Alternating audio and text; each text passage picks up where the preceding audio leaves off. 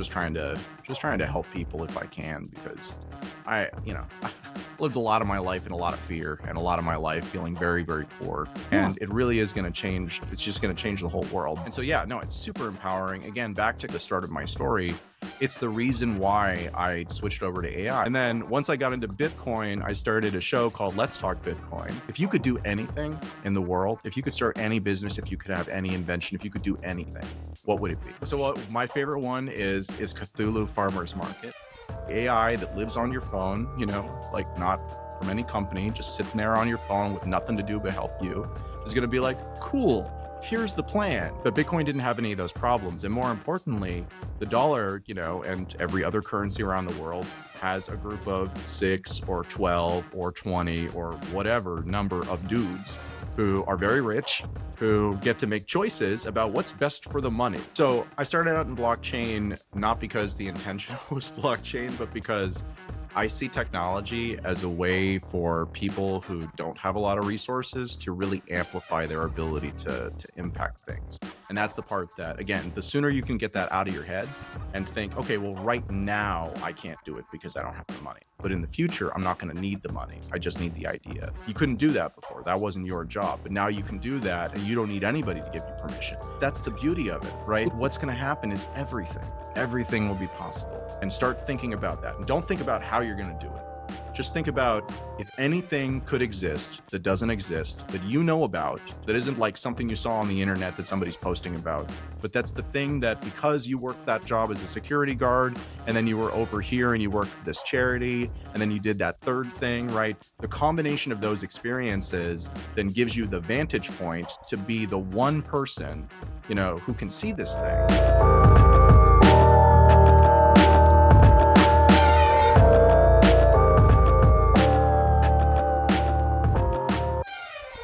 Welcome to Intelliverse. This is the podcast where we explore the world of generative AI and its impact on visual content creation. Today, I have the pleasure of hosting Adam Levine. He's the co-founder and chief innovation officer at Blockade Labs. He's known as a visionary in disruptive technologies and known for his early identification of transformative trends and his commitment to democratizing access to cutting-edge tools and knowledge. So let's learn about his journey from blockchain to AI and how he's revolutionizing the way we create immersive worlds. Welcome, Adam. Thank you very much, Heather, for that great introduction. Thank you. I want to ask you, what inspired you started out in blockchain? So what inspired your transition to generative AI? So I started out in blockchain, not because the intention was blockchain, but because I see technology as a way for people who don't have a lot of resources to really amplify their ability to impact things. And a lot of the way our world is built today is built on this idea where if you have a bunch of money, then you can do stuff. And if you don't have a bunch of money, then it's kind of hard to do stuff. And so one of the things that, when in the couple of years before I started working in the world of Bitcoin, which is really kind of where I was, more Bitcoin than blockchain for most of my Okay. time. What I saw was that the money system's fundamentally broken and nobody understands it. And all the people who are supposed to be able to explain it to you are going to lie to you about it because either they're too dumb to understand it, which is why they have the job. That's what we call economists. Very well credentialed idiots, or on the other side, they're going to blame themselves for the problems that they have around things that are really the fault of the monetary system and the way that it's kind of all built. So that led me to Bitcoin, which I saw as essentially what blockchains are. Is they're a better way to track who owns what stuff on the internet. And so Bitcoin is a better way to track who owns what Bitcoin on the internet. And the nice part about it is that it was way before all the speculation started. It was just this thing that just started to exist. And so where everything that came after was like, oh, I want to be the next Bitcoin. The thing that was Bitcoin was unique because it didn't have that, because there was nothing like it before it. And so it was clean in a way that, the current monetary system, if you're using the dollar, if you're using the euro, whatever, like that's a policy mechanism, right? That's a way that governments get to do stuff that they want to do. And then the rest of us have to use it as the way that we track who has what value, right? But Bitcoin didn't have any of those problems. And more importantly, The dollar, and every other currency around the world has a group of 6 or 12 or 20 or whatever number of dudes who are very rich, who get to make choices about what's best for the money. But what's best for the money is not what's best for us. What's best for us is if the money never changes. If it's just this is how much money's out there and it's a stable store of value and you can use it and it's not constantly losing value because they're constantly printing more because they want to spend more money before without actually having to buy it from anyone else. And so it has a lot of the advantages of like earlier methods of money. That's the reason why gold was used. That's the reason why other stuff was used. It's not because gold is valuable, it's because gold is limited. And so if gold is limited, it means your government can't just create a bunch of money because they don't have the gold for it, right? They have to actually get the gold for it in order to do that. So it's not about the gold, it's about the limitation on the ability of the people who are in charge of the money from creating as much of it as they want for things that they think are very good ideas, but in practice never work out like they say, and in practice make us all poorer and make it harder to kind of grow. And there's a whole cult around this, that is essentially the economic profession where they're like, well, it's very good if the value of money goes down at a steady rate of 2% every year. That's 2% inflation, right? And they all say it, and it sounds kind of good because they have glasses and they wear suits and stuff. But in reality, it just means that your money is losing value.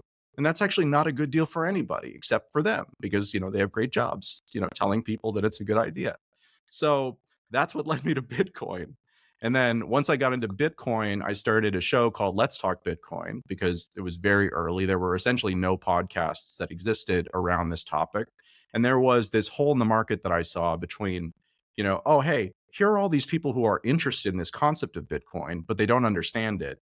And then over here are all these people who are super smart and they really understand Bitcoin, but they can't explain it to anybody who doesn't have an IQ of 130, right?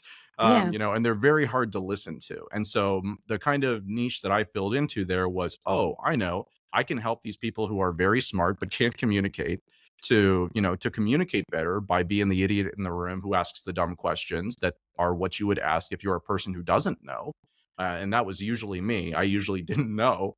And then over the course of the first year that we were doing it from 2013 to 2014, it just blew up in a way that allowed me to, within a year, turn the podcast into a podcast network and a full news publishing, desk built on WordPress at first. And then I built my own custom CMS.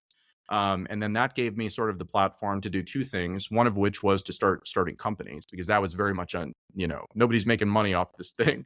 Like, it's just a lot of work, Yeah. and people liked it. And then on the other side, to start experimenting with the very first versions of tokens that were built on top of a blockchain. They didn't have a blockchain themselves, so you didn't have to give the tokens to miners as a reward for maintaining the blockchain. You could do other stuff with it. And so we built out a lot of the first things because I wanted to experiment with it. And I had this audience of 10,000, 20,000, 30,000 people who really wanted to experiment with it too. And so we did the first in 2014 early. We did the first tokenized rewards program where people who created podcasts on the network, they competed for this pool of what we called LTB coins. And then you had the audience and we tracked their metrics. Like we were like, cool, you've proven to us that you listen to this podcast, because we would put these what we call magic words in there. So where Mhm. like instead of ad breaks, and then they would go into their account, they would type in the magic word and it would be like, cool, great, Oh, you've that's cool. registered this. It was super cool. And what I found very quickly was that all of this stuff was super cool, but nothing existed to allow me to do it, right? The possibility was there, but there was no technology.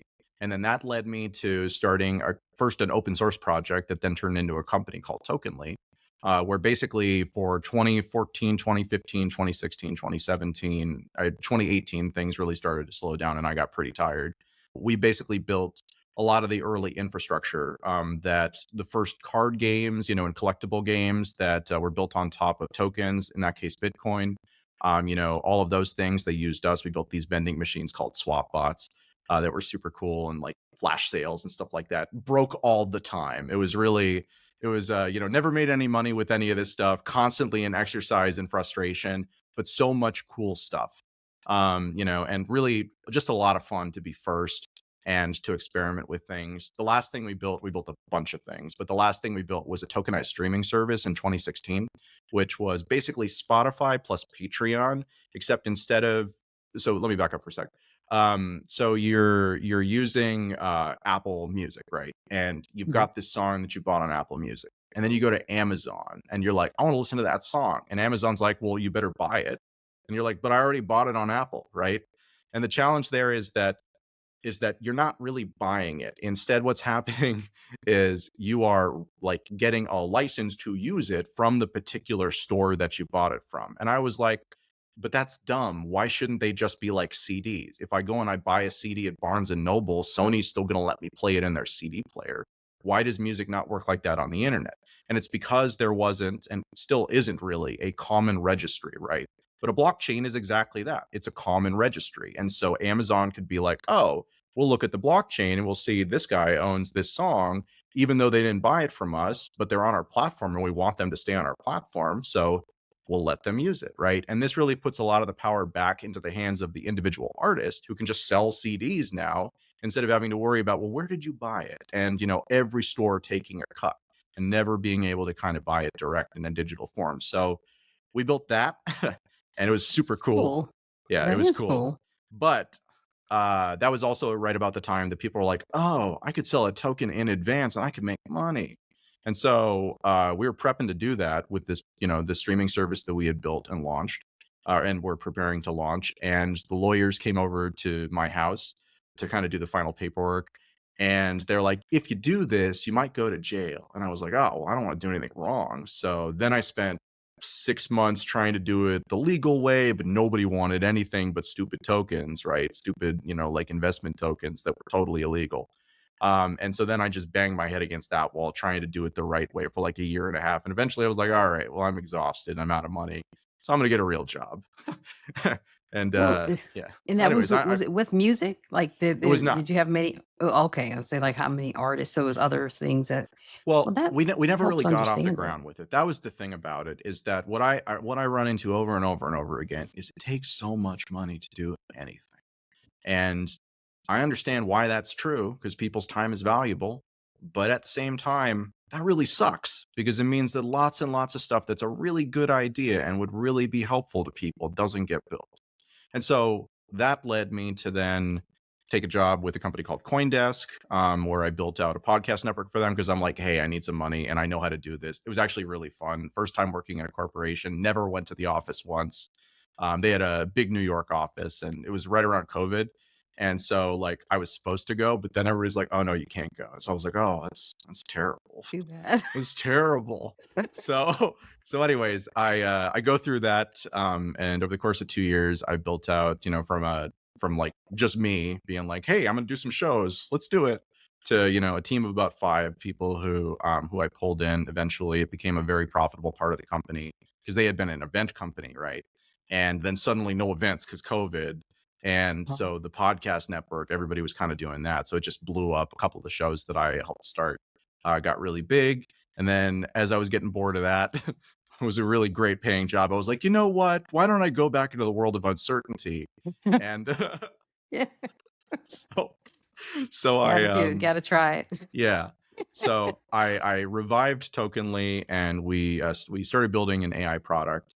Because I got like in 2021, beginning of 2021, this thing happened where suddenly you could connect an understanding of language on one side with this thing called Clip, and an understanding of artistic concepts on the other side with this thing called VQGAN. And so it's VQGAN plus Clip was the first thing, and we would and so I found the very first place in this research Discord, while I was bored one time, and go in there and I see these people. Actually, I think I read an article about it, and I see these people creating like this really weird, kind of surreal, really shitty art.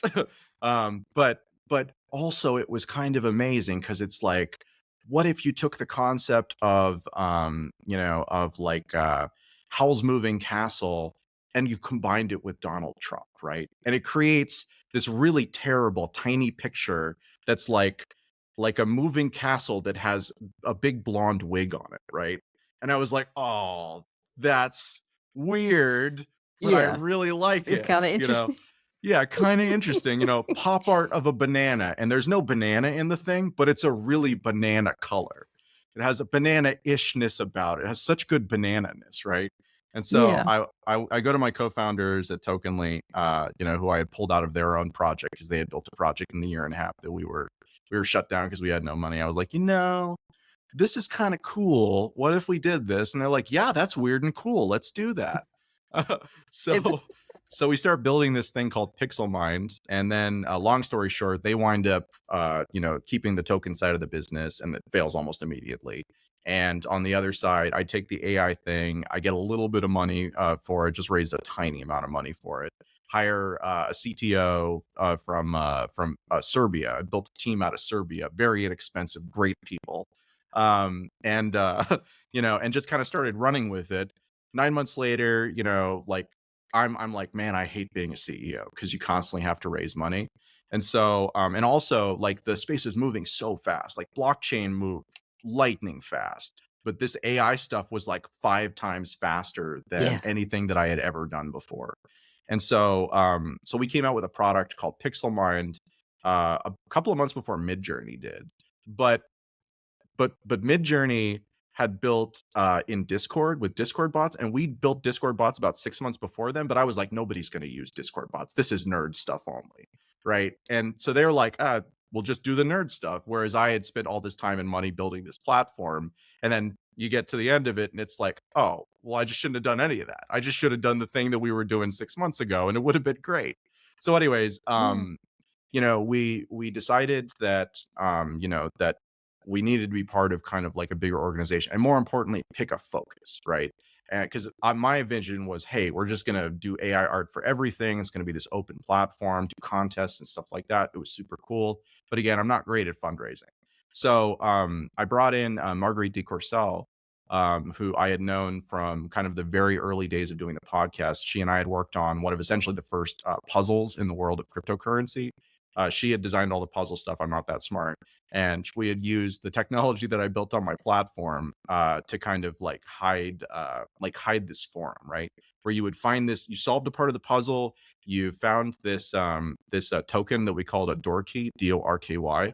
Um, and and then my system would allow you to use that as a key to get into this private area that even I couldn't see in the forum, and stuff like that. And so that was super cool. And so we had kind of kept in touch. When I was at CoinDesk, I had done a show with her. We did a show called NFT All Stars. That I was like, I'm going to do a podcast, but this time it'll be animated. That's really hard. Don't do that. But so anyway, so she was a host on that, and she was like this super cool cyberpunk chick, like paper doll Why not? animated. It was very cool. Yeah, I do all sorts of weird stuff. And so anyway, so I had known her from that, and we'd been friends for a while. And I bring her in because we were working on kind of like this music video project at the time. Very abstract. Like our favorite thing was Batman Jesus. He'd be like Batman Jesus, and then it's like here's Batman swinging through with like the Jesus beard. Oh, God. It was really Oh, my. really really funny. So anyways, I thought it was great. And she's like, well, that's fine, but I can create new game characters with this. Cause she would bring in, she was building this game called Neon District, that was kind of Final Fantasy-ish, like take turns battling each other and stuff like that. And so she was like, man, the one thing that really sucks about building a game is it takes forever to build a game because you have to build a billion things, like all the little art assets. And I was like, you could probably, take some of those things and just create variants of them using this thing I built with Pixelmine. And she tried that, and she's like, all right, how much is it going to cost to buy you? Fast forward, they didn't wind up buying us, but we did wind up merging the companies together, and Oh. kind of took our AI peanut butter and her game industry chocolate, smushed them together, and we're like, wow, this is a pretty cool fit.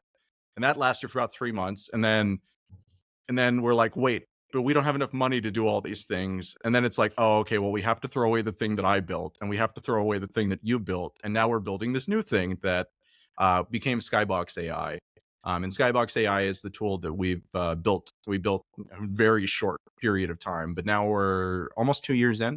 It'll be 2 years in February. And as soon as we push that thing out, man, it just took off, immediate viral growth, real problem actually, because GPUs are expensive. And when we launched it, we're like, oh, this will be free to start.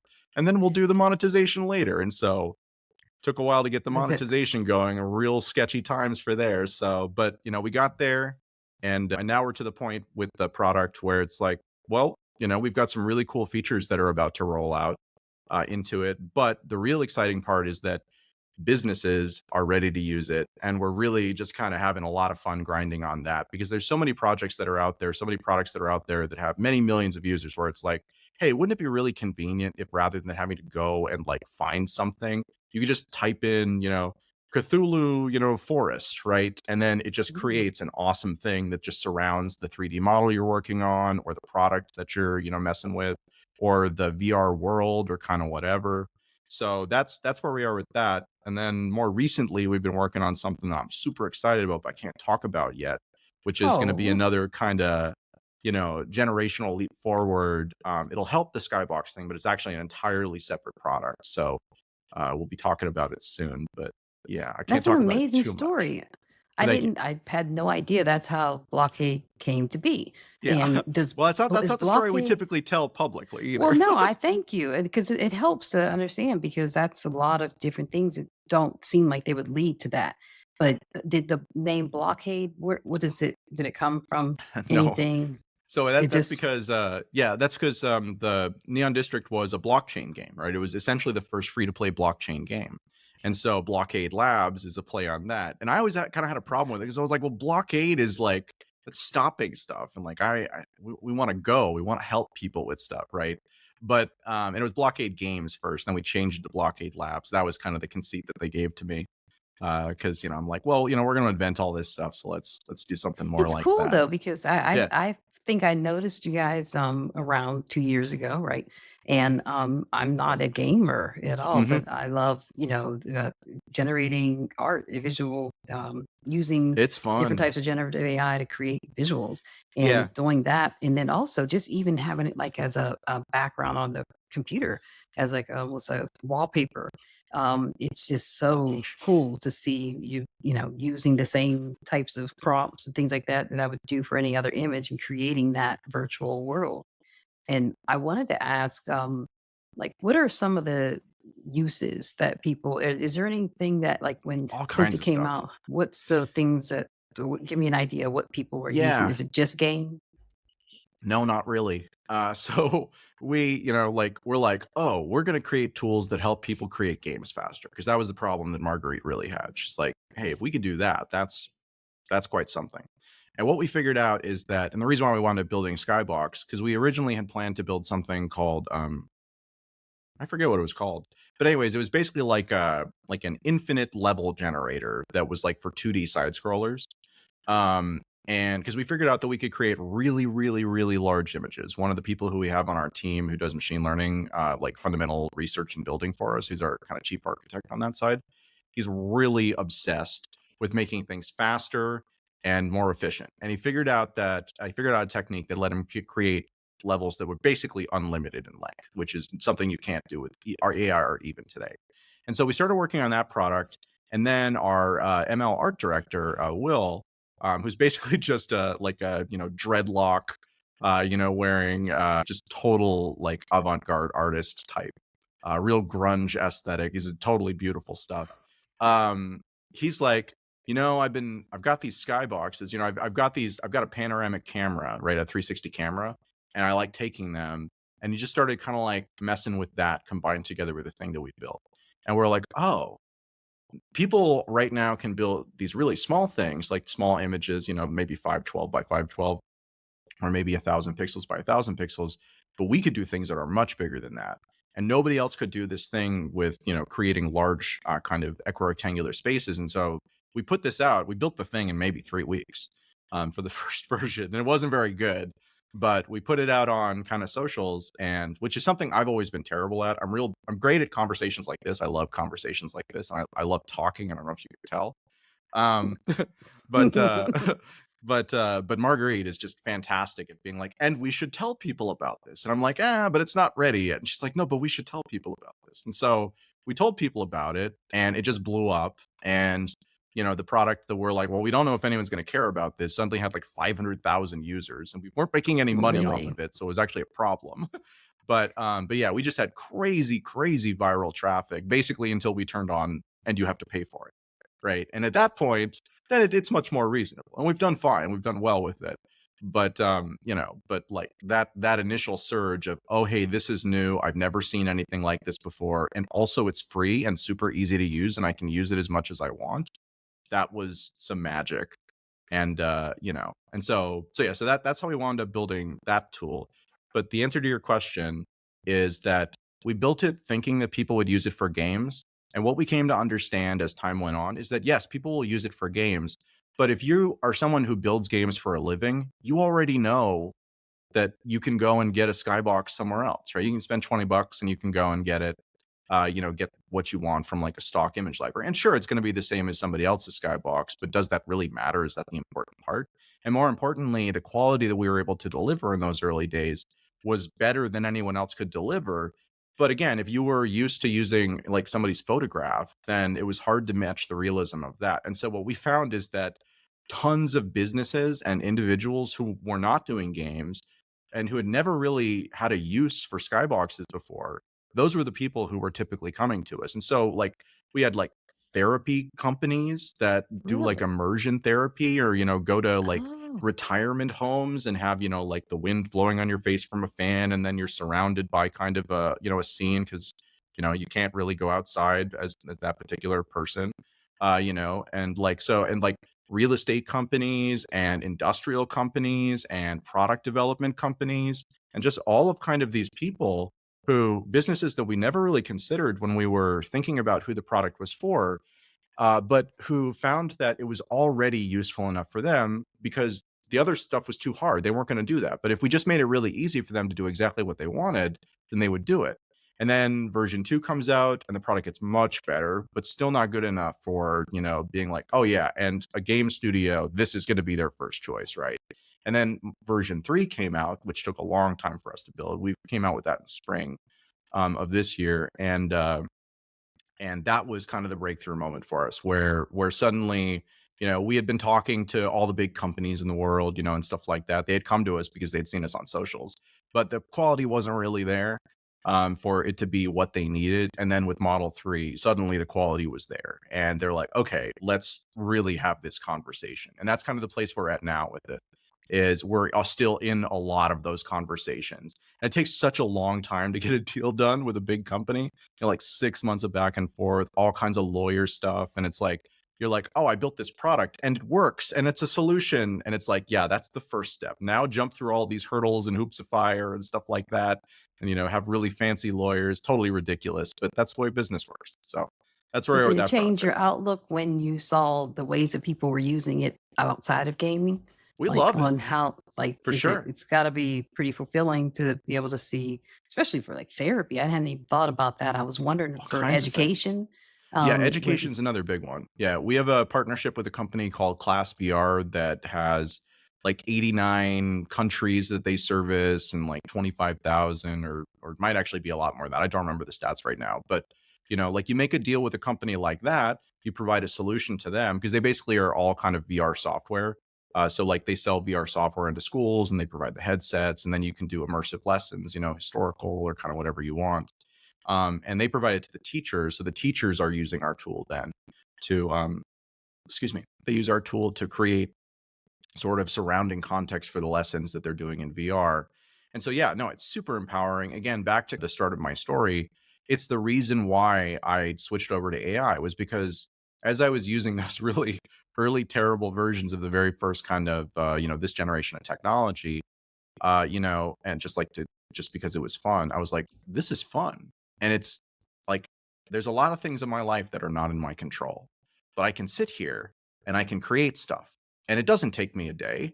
It doesn't take me a week. It takes me, in at that point, it was 3 minutes. 3 minutes for a 512 by 512 terrible image of a banana that didn't include a banana in it. But I'm like, this feels really good. And I think other people would feel good about that too if they could do this. And so that was kind of the mission that we set out for. And that becomes more and more true every day. well, that, yeah, that's a good point because I didn't expect that I would be so into, generating images, and even language. Using when I first when ChatGPT came out, it was just kind of like my mouth hit the table. Like, wow, I can just learn whatever I want to learn and Yeah. ask questions about stuff, or at least get an idea of how to keep going further with Yeah. that. And that's what I don't think a lot of people realize, that joy of that. It just kind of just that you opens doors that you didn't have. And I love the leveling of the playing field if people choose to use it, and to kind of use it for whatever you need, whatever you're interested in. If you want to learn a skill to even understand your taxes, or even learn more about Bitcoin, or anything, just Yeah. what do you want to Yeah. know? There are a lot of very reasonable anxieties around it, right? Because the thing about it is that it is super powerful. And if you're like, hey, instead of having a real collaborator, I can talk to this AI collaborator and it's so much faster and I don't have to share credit with it, right? Like, in a lot of ways, that's terrifying. I worked on, like, as a just for fun project, because I can't do anything but projects, it seems.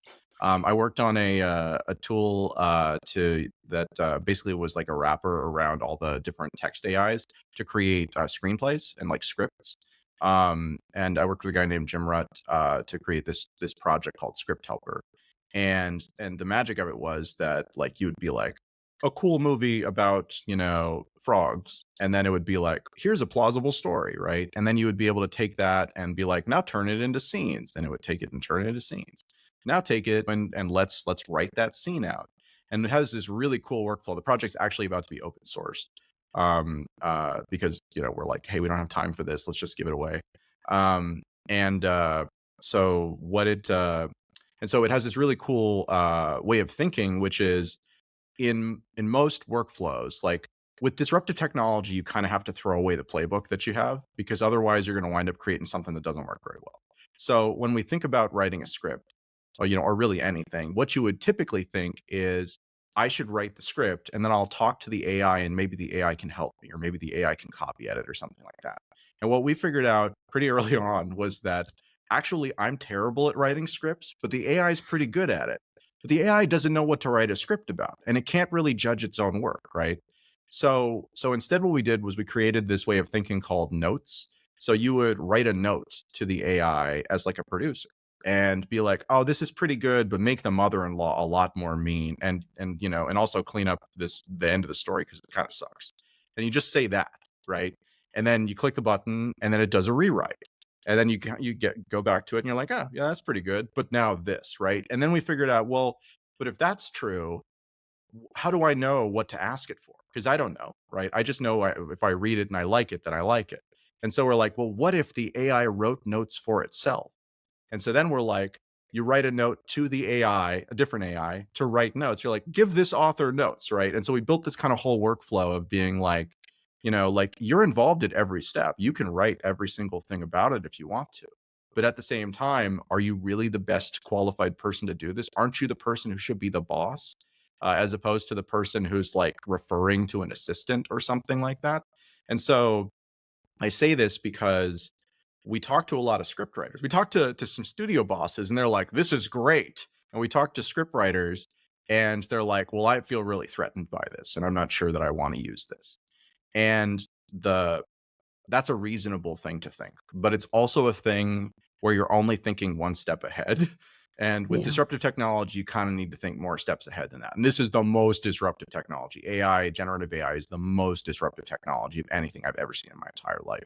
I suspect it is going to be the most disruptive thing, in my entire life, actually. But do you see on the side where people who never would have dreamed that they could write a script or produce anything now know, like, that's possible, You've got it. where you're not necessarily taking a job, where you're able to tell a story.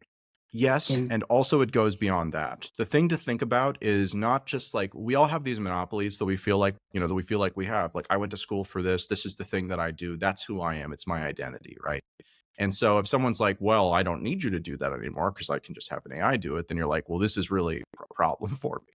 But the thing about it is that if you're the script writer, you are one small part in a much larger machine that you don't have control over. And most people who are script writers will spend a very long time writing many scripts. And a lot of times they'll get optioned, right? Someone says, hey, I might want to make this. So let me give you some money so that nobody else makes it, right? But then it just sits there and nobody makes it. And what this opens up, that path is still always there. It's still always possible. You can always do that.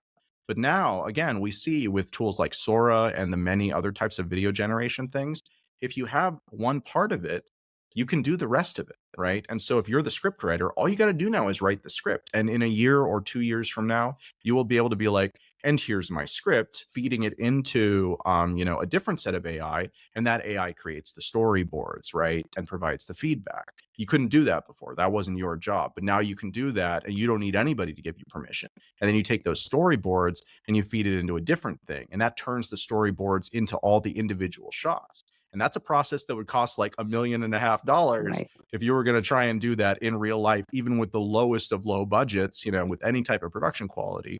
And, like animatics is kind of what they call those, basically like stick figures, right?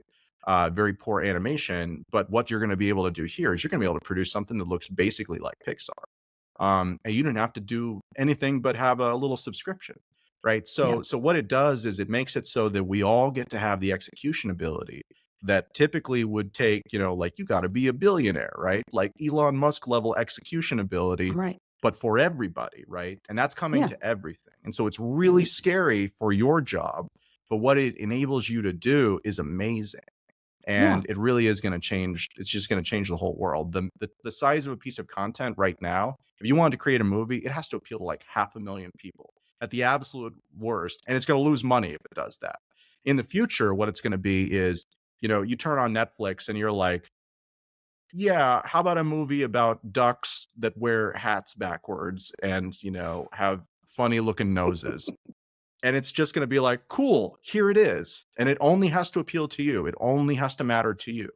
And so again, like it's this really, like imagine, a couple of like 5 years from now, like a pair of 8-year-olds in Nairobi or something like that, right? Are like, hey, no, nothing represents me, right? But we heard these stories growing up. What if we created a cartoon series that's about that, right?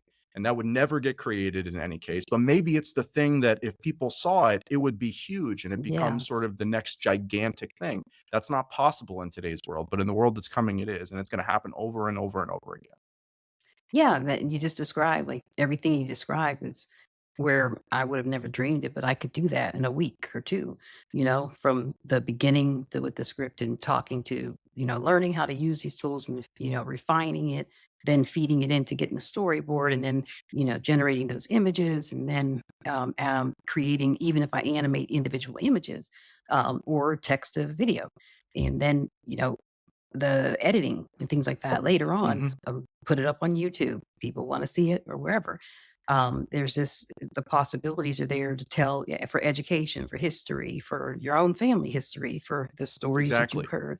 Yeah, it's like we don't know what we could do with it and what people around the world can do with it. So I hope that it's something where, we had Occupy Wall Street and, I we're did the a podcast for that. 99%. But it's like, well, here we have stuff right now that is giving you the a little bit of a power or a lot, depending on what you want to do with it to get you to so that you can sort of at least get a little closer to your goal, if not break out. I For don't know. sure. It's useful now, but it's still really early days. Again, 2021 is when I got addicted to the first versions of these technologies. And again, 3 minutes to produce a tiny image of a banana that doesn't have a banana in it, right?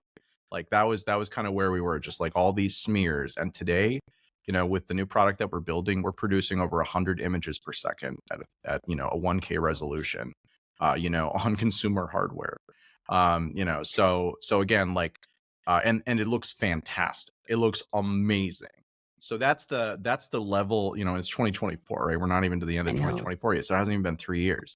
That's what So people like, say. What are we gonna do in 2 or 3 years? Like, I but have that's no that's idea. that's the beauty of it, right? What's going to happen is everything will be possible. And again, like there are risk factors here, but they're not what people think. People are like, oh, but Skynet, right? Like that's the most common thing. Yeah. And you Well, even know, my kids are like, "You're gonna let the AI, they're gonna know everything about you." Like, I mean, I guess, but we It's a already liberating have tools that technology. know a lot about Exactly. us, you know? So, Exactly. If you're a billionaire, you can know anything about anybody at any point, right? You can get to anybody at anything at any hell, point. your phone and your remote control, they know quite a bit about you and, Yeah. things like that. So, So, I mean, there's Amazon there's knows. advantages to using this stuff for our benefit. And that's really the thing again about technology is that technology is something that if it's not monopolized, if it's not cuz like with AI, people are like, "Oh yeah, but all the big corporations are the ones that control the AI." And it's like, "Yeah, but not really." Right? Like OpenAI makes 200 and I think it was $87 million per month and they lose money every month. So, they make a ton of money, but they also are losing more money than they make. And if you look at the open source space, since the very beginning of this stuff, this has been a really open source driven movement. And so what's been funny is that the open source side of it is actually caught up to GPT-4 about 3 months ago. And so GPT-4, again, they invested billions and billions of dollars in that. Google, my God, how much money did they invest in their lousy AI, right? And they're great at some things and they're better than open source, but they're not very much better than open source. Yeah. And they have to constantly keep to investing that in order to do it. So that's the beauty of it is that like in a world where AI only exists in corporations, then yeah, that's a problem. But in a world where the open source can keep up, it means if you want to start a business, that you want to that's going to use an AI to do something, you don't have to pay anybody for that. You don't have to do anything. You just have to pull the open source stuff. And there's like 10,000, beautiful nerds who are out there who are just like pounding More on than these that, things. I mean, it's but amazing. Like it with is amazing. Flux. Yes. Flux just dropped, and I'm like, that it's only was only 1 month ago. Yeah. And how many I was trying to keep track of like resources and doing like a thread on X once a week. And then I started doing twice a week. And now I just said I can't keep up with it. But every day it's getting like where I can train a model on my images in 5 minutes, less than 5 minutes, and Yes. start generating extremely realistic images for Yes. whatever. And that's how And Blockade exists. Blockade would not be able to exist were there not open source stuff. We don't really we get inspired by open source stuff and we use parts of open source things, but our whole thing has been we take kind of open source stuff and then we make it faster and better and make it so it can be kind of used commercially. Because the thing that you find about open source more often than not is that the kind of mathematicians who wind up making a lot of this stuff, like they're not great at productizing. So the yes, weekend that it came out, that Flux came out, one of our lead engineers was like, "Well, I want to run this on my 4090," and so he took it and he quantized it and released it as an open source repo. And now it's like the fastest version of Flux, faster than even the uncompressed version, and it's getting super popular. So he's super stoked about that because we love to kind of do that type of stuff when we can. But that's the point. Flux is a great example because Flux is yeah, better than any of the closed source models that exist out there. How is that possible? It's yeah, possible because if you have all of these people working together invested in this thing, that it's just necessarily going to go faster. And ain't nobody got a, like a monopoly on on good ideas. And if you have yeah. 10,000 people, well, that's much better than having 500 really smart people in a company, who have to keep everything secret because maybe they have something better, but they can't release it because they haven't figured out yet how to productize it. So it's Well, it's beautiful. smart for them to it's almost kinda like they just threw it out there, and then, I noticed it that morning, like, "Wait, what is this? Let me see," and I'm like, Mhm. "Oh." People were like, "Is it better than Midjourney?" Like, I And now people know it's about that company. Nobody knew about that right, company before right. they did this. So again, there's a very synergistic relationship that exists between the open source side of things and the commercial side of things if you're willing to play that game. And but again, these companies like what's it called? OpenAI right now, they're trying to raise, I think, at $100 billion valuation. They've already sold 49% of the company to Microsoft. So they're going to lose control of the company as by nature of doing this deal, in theory. And so again, like it's just hard. Like there are advantages and disadvantages on both sides of the fence, but I much prefer to be on the open source side of the fence than Yeah. on the closed source side. That's just terrifying. Yeah, it's almost like you're participating in the building, the restructuring of, Yeah. the system, And we get period, to where share. The yeah, sharing part is super important. So, like with Blockade, we're such a small company that, it's not often that we can be like, yeah, this thing we invested a bunch of money into, we're going to give that away and let you compete with us. We can't do that because we're too small a company. But again, like these types of efforts, that we do on nights and weekends and stuff like that, to just kind of help where we can, and like that's my whole thing now. Is like I'm just trying to help people if I can, because I lived a lot of my life in a lot of fear and a lot of my life feeling very, very poor. And, got to a point finally where I'm like, great, I'm not poor anymore. This is fantastic. And so now it's just like, what can I do to help? Because I really remember that and it sucked. Well, do you feel like the way things are moving so quickly now and in this space, and like how do you keep up with what's happening and how you choose to spend that time I helping? listened to a lot of podcasts for a long time. I'd never really listened to podcasts before AI, but AI moved so fast that I was like, okay, I have Yeah. to I have to use people as filters, right? I have to pick people who I'm like, oh, this person's smart, and I think generally they think like I do and see things that I like.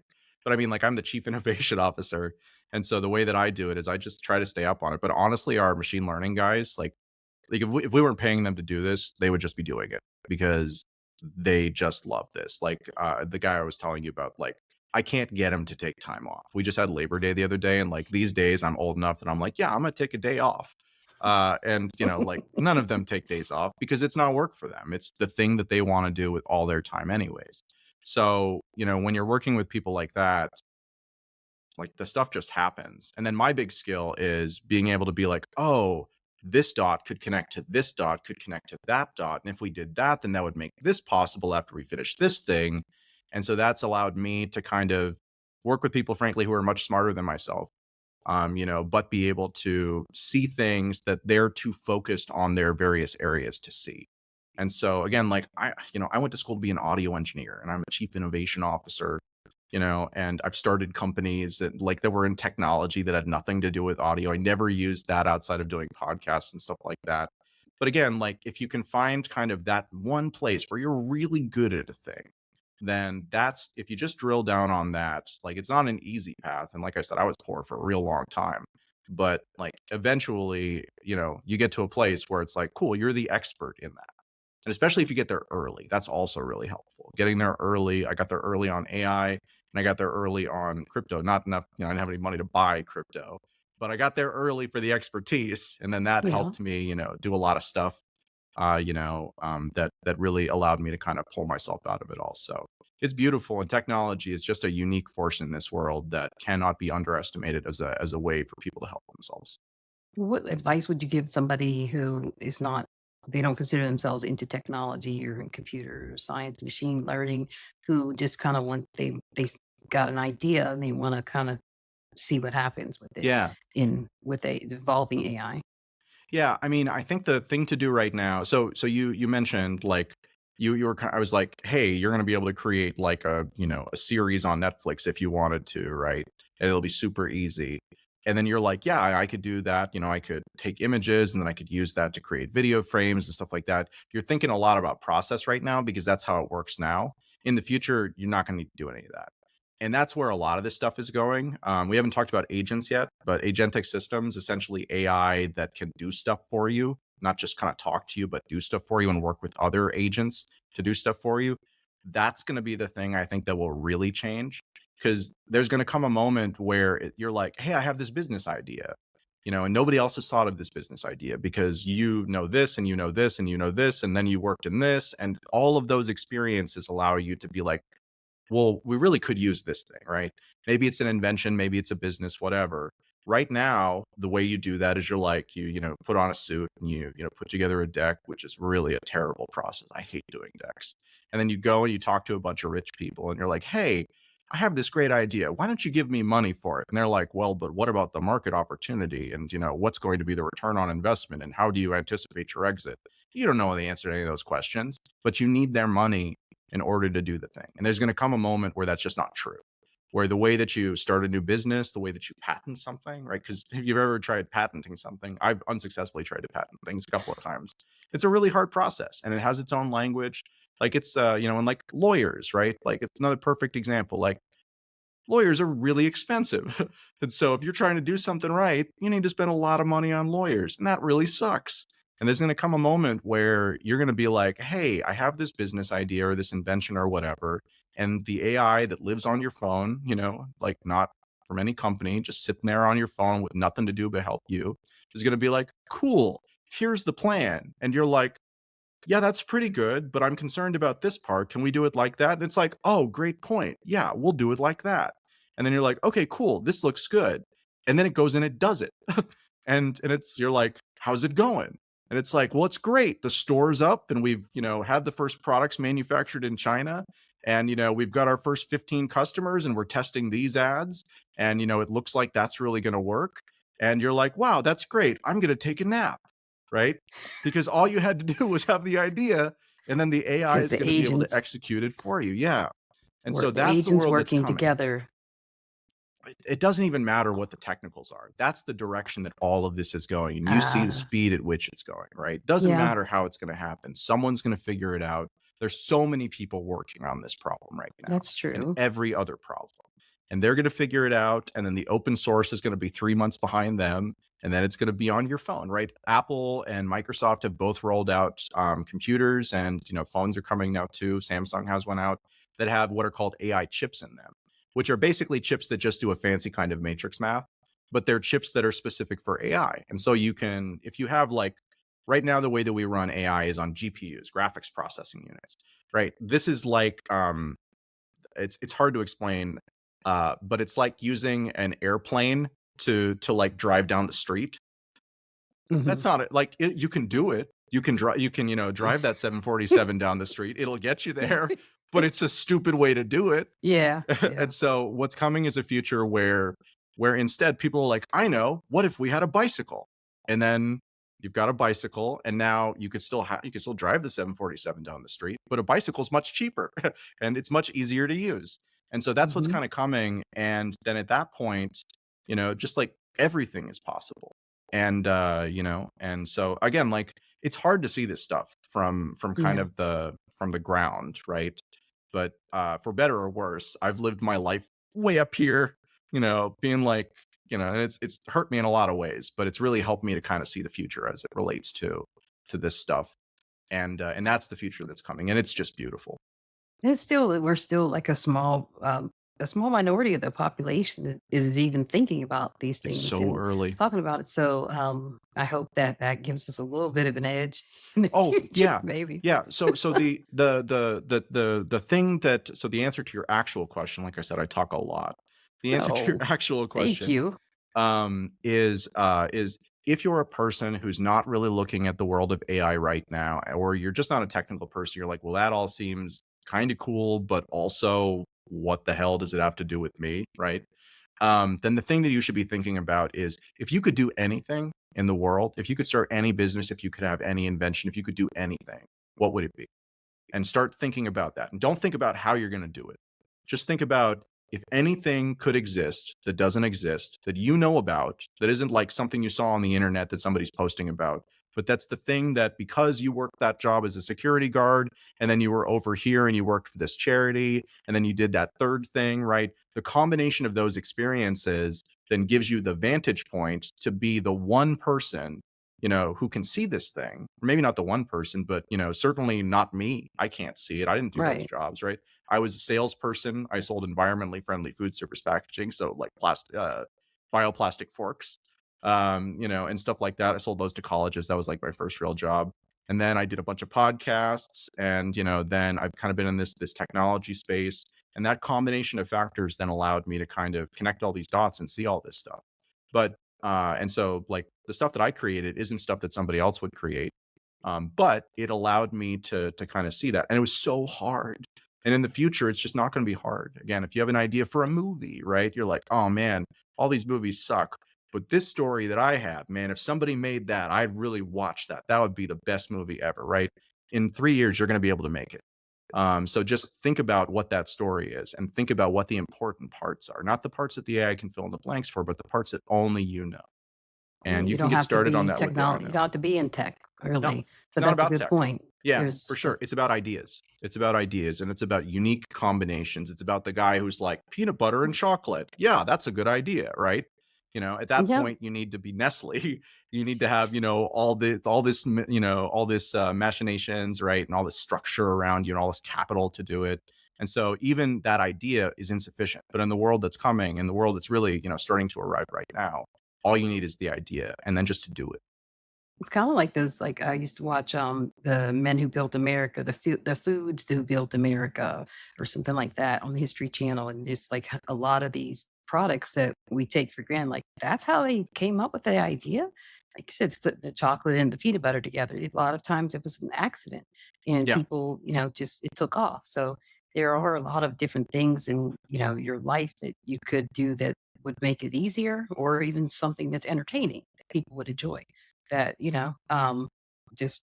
they're just keep thinking about it and have an open mind, right? And then try to like test these things out and see.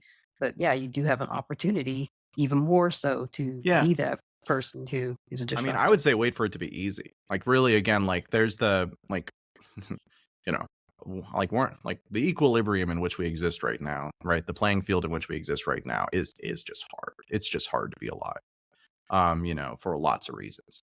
And that's weird because by most measures, life has never been better. There's never been less poverty. There's never been, less hunger, kind of all of these things. And yet we're so aware of those problems. We have what's called self-limiting beliefs, right? Where it's like my belief about the way that things are means that I feel a certain way, and feeling a certain way prevents me from thinking a certain way, right?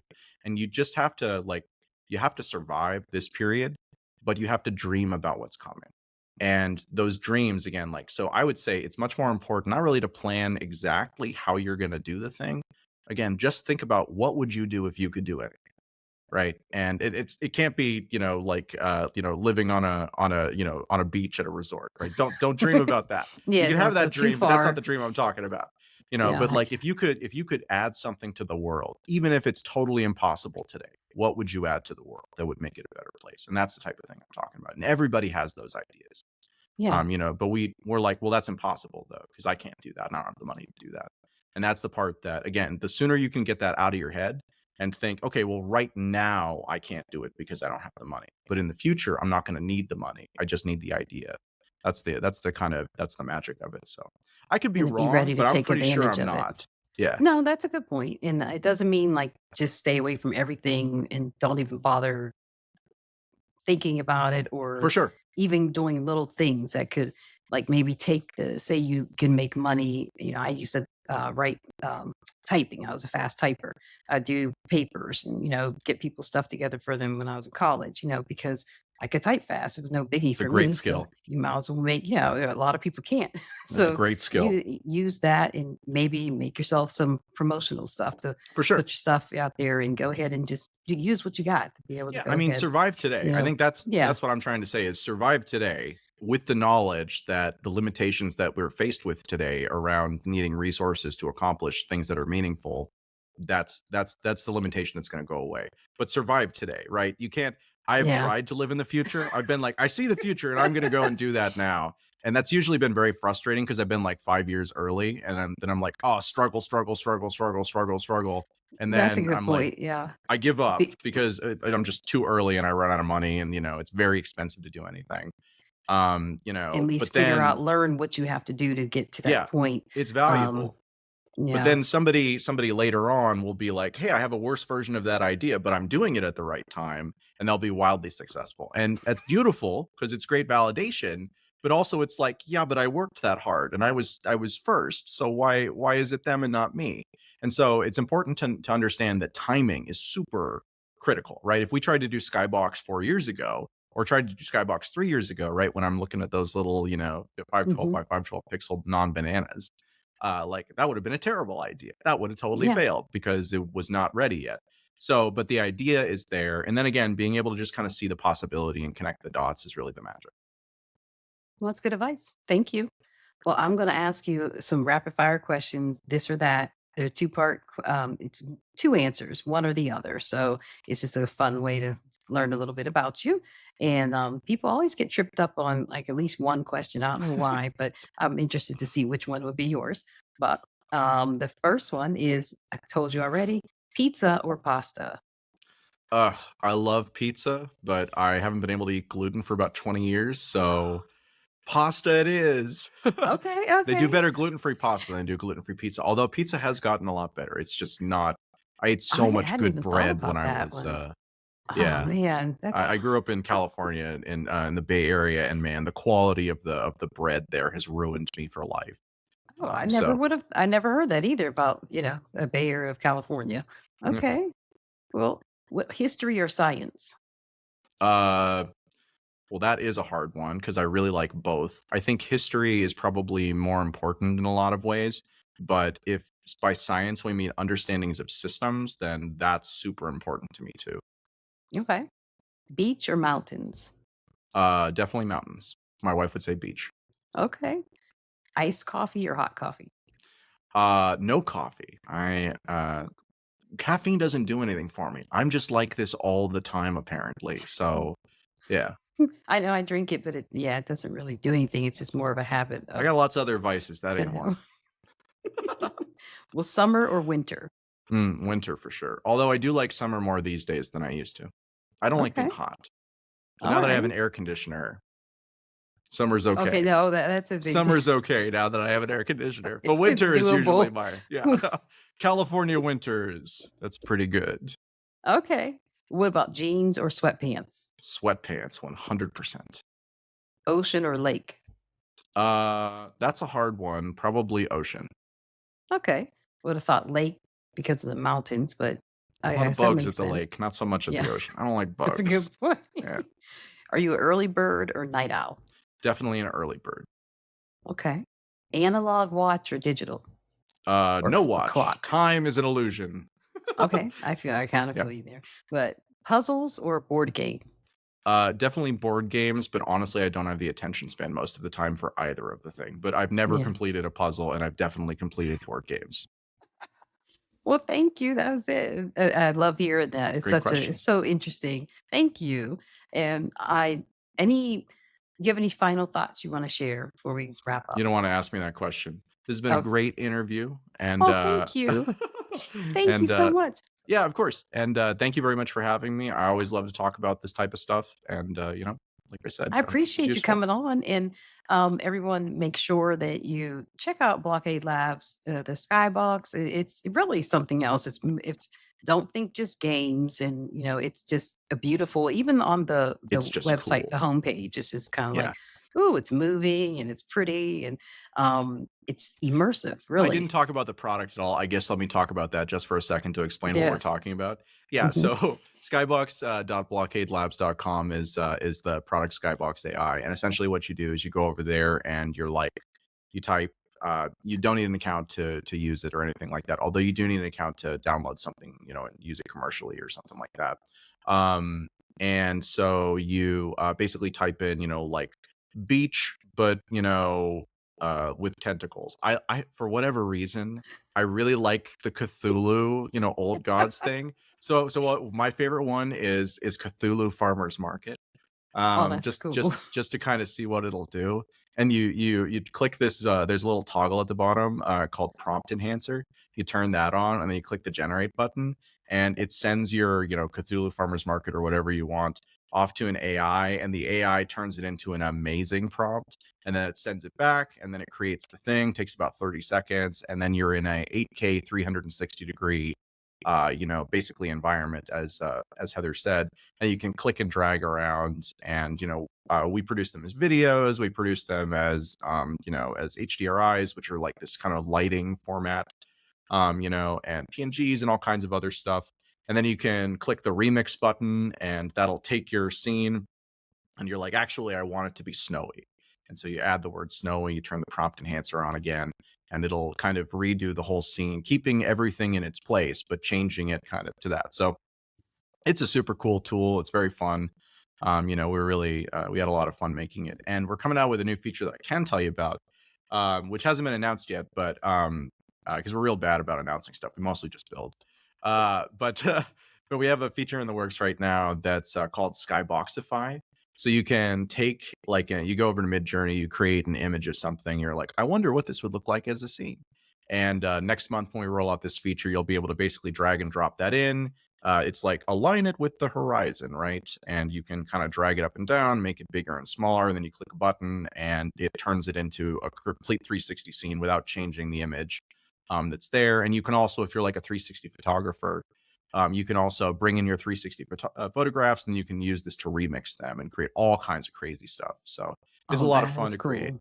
Yeah. Oh, wow. It's a lot of fun. Every time I test it out, it's just kind of like I'm trying to figure out how can I just get this right now and not I have a lot of subscriptions, but man, it's so cool. It's just so Yeah. different. There's nothing else like it. Yeah. You can, especially so quickly. You don't have to know anything about how to prompt or how to tell it. And there's different styles. You have a lot of Yeah. different styles available, like even the sketch. I think like a black and white sketch type of Yeah. thing. Yeah. It's So it's it's it's been a lot of fun seeing that product really kind of come from like, hey, here's an idea that we have and we just built in 3 weeks. So, being like, oh, cool, yeah, this is, it's really getting useful, right? That's like a lot of the stuff that's out there right now is not so useful. And I'm a mhm. guy who loves stuff that isn't useful. I love just playing with stuff. But at the same time, the part where this gets important and stops being, like, oh, this is fun, but it doesn't matter, and starts being important, it's when it gets useful. And so that's kind of where we are with a lot of this stuff right now is we're at a point where it's finally getting useful. Skybox did a while ago, and this new thing we're working on, man, like we have this idea that we've been drilling down on. That's basically like one of the biggest challenges with trying to create something real is that a lot of times you're like, oh, I have this idea, and then you generate an image, and you're like, oh, it's pretty close, but it's a little wrong. And then you click a button, and you're like, you generate again. It's like, well, now it got that part right, but now it's wrong over here, right? It just feels like you're sitting there rolling dice over and over again. So it can be really frustrating. So that's the problem that I set out to tackle. And I want to do this rolling dice thing anymore. And so I think we're, in October going to show something to people that they're really going to like, and it kind of gets rid of this concept of rolling dice in the way that we currently use. I can't believe we're like October's next month. I know, It's this like, year, wait, man. is it really like I thought it was spring? I don't know. Yeah. It's like the time it's like, Yeah. we're just in a weird warp.